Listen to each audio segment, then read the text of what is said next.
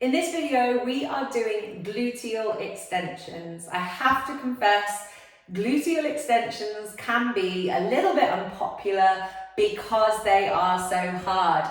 If they are hard, they are something that you need more of. So the more difficult the exercise, without it being painful, the more it's an exercise that you need to do because it's highlighting to you these areas of weakness. And I definitely suffer in this one a little bit too. So we're laying on our side. I'm laying on my right hand side to start with. So I welcome you to do the same. Next time you do this, perhaps swap round just so you're getting a little bit of variety of movement. If you can, we're going to have our head propped up on our hand. And I want you to try and get your elbow and your shoulder in alignment if you can. So rather than having that elbow in front of you, see if you can get the elbow a bit further behind you. You're going to get more of a stretch through your armpit and through your shoulder.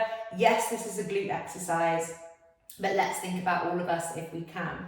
So we've got elbow, shoulder, rib cage, and hips and pelvis in alignment. We're going to have our knees bent like this, so they're not up at sort of 90 degrees, but they're like this. And then we're going to take the underneath leg behind us slightly, and then have this leg on top to start. So I've got my right knee bent at a 90-degree angle. My right foot is behind me. And what this is doing is putting this hip into extension, both hips actually, but this one especially. My left hand comes on the floor for support. If the hand position hurts your right wrist, right elbow, you can always just have your head down like so. Be comfortable as much as you can. Don't worry too much about the upper body if there is any kind of pain there. One of the things that we have to be really careful of in this exercise is that your hips stay stacked on top of each other with what I call your pelvic headlights. So imagine the headlights of a car facing forwards throughout, okay? You are going to notice if your glutes are weak and if you find this exercise difficult, you're going to try and rotate your pelvis so that the headlights face upwards rather than move your legs. So you're always feeling like that top hip is almost pushing forward slightly, headlights stay in this direction, and what we're going to be doing is this type of movement here, which is the leg and the hip moving versus the pelvis moving. So there's no pelvic movement here. Pelvis stays still, it faces forwards. This is all about the leg, but if the leg is weak, then the pelvis is probably going to try and compensate. Okay, so I've got that right knee bent and that foot behind. I'm going to pull my toes back towards me on this left leg, like so. So I'm dorsiflexing my left foot. I'm trying hard not to kind of curve the outside edge of my foot and ankle like this. This is me scooping my big toe closer towards me rather than keeping an even amount of flexion through the foot so that the middle of the toes, the ankle and the knee are in alignment.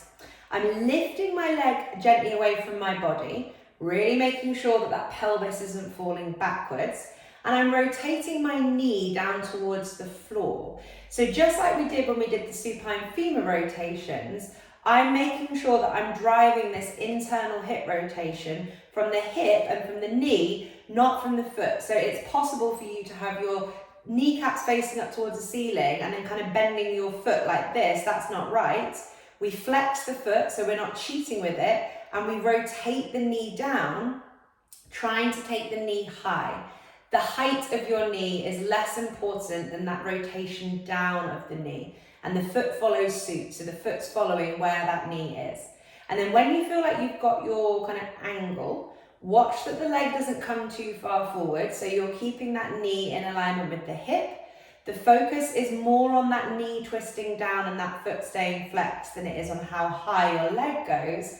And then nice and slowly, we're going to do knee flexions like this with this lifted leg.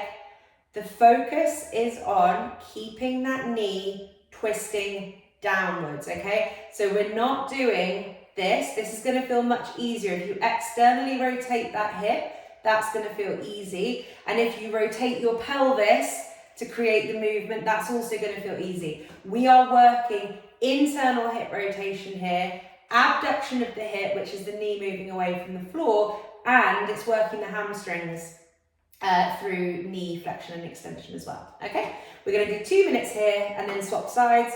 I'll quickly run you through those cues again. So everything on the floor is in alignment. That right knee is kind of in alignment with the hip, so you get a bit of a stretch to the front here. We're using that lower leg for a bit of balance. We lift our left leg up slightly. We flex the foot. We make sure that the pelvis hasn't rolled backwards. We rotate that knee down towards the foot and the floor, and the foot follows. We lift the knee up high, but we're really trying to rotate the knee down. Off we go. We now bend the knee. So my knee is not moving forwards. The knee stays still. It's the lower leg that is moving. I'm keeping my foot flexed and active. I'm trying super hard to rotate that knee down towards the floor whilst also lifting it up away from the floor. My pelvis isn't rocking backwards. I'm breathing. You can make this easier for yourself by taking the knee a bit lower, just focusing on the internal rotation. But as you get a bit stronger, and hopefully it goes without saying where you're going to be feeling this, as you get a bit stronger in these lateral hip glute muscles, you'll be able to take the knee a bit higher. But the knee is not going high if it means that you externally rotate your hip or if you rotate your pelvis. I'm going to have a break in 3 seconds time. 2, 1. Oh, we're at a minute. Keep on going if you can. We've got 2 minutes in total. I'm just going to give my hip a little bit of a breather. Setting myself off again. Off we go. Twisting that knee down, flexing the foot, keeping that knee back so the knee doesn't come forwards. I'm on fire. If it makes you feel better, find this really, really, really, really, really hard. Hard is good. If you notice that you just cannot keep breathing, if you notice that you're tensing up with other parts of you, if anything's hurting, remember to stop. So I'd rather you do like 30 seconds of this really well than do 2 minutes where you're holding your breath and clenching your hands or whatever it might be, because you're just teaching your body how to compensate then, rather than teaching your body how to do this properly. It should very much feel like a strong, concentrated effort around that hip. 3, 2, 1. Oh, left side done. And now we go on to the other side. So make a mental note here of differences from side to side. It's highly likely that you're going to feel differences from side to side because there's very few people that have kind of bilateral uniform posture from each side. So I'm taking my left elbow back a little bit more so it's in alignment with my shoulder, just getting a bit more opening through the armpit. Starting my legs off like this in a kind of bent position, right hand on the floor. I'm walking my left knee backwards. So I'm getting that left hip into extension and my left knee is bent at 90 degrees. It's just helping to support me.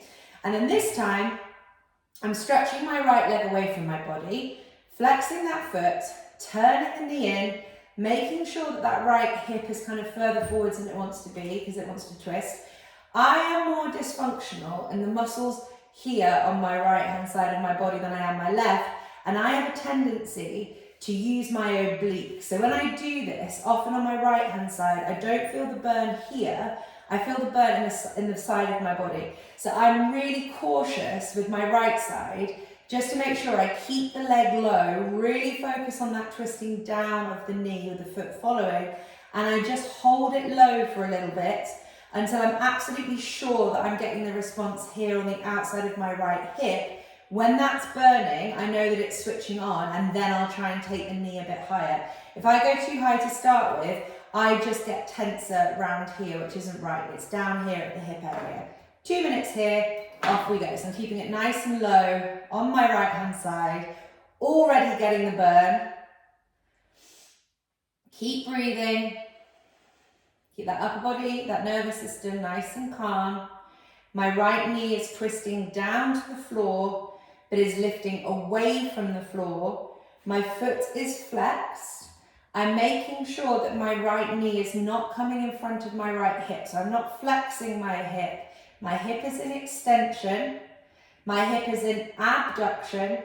My hip is in internal rotation. And those 3 things, by the way, are challenging that outer glute area.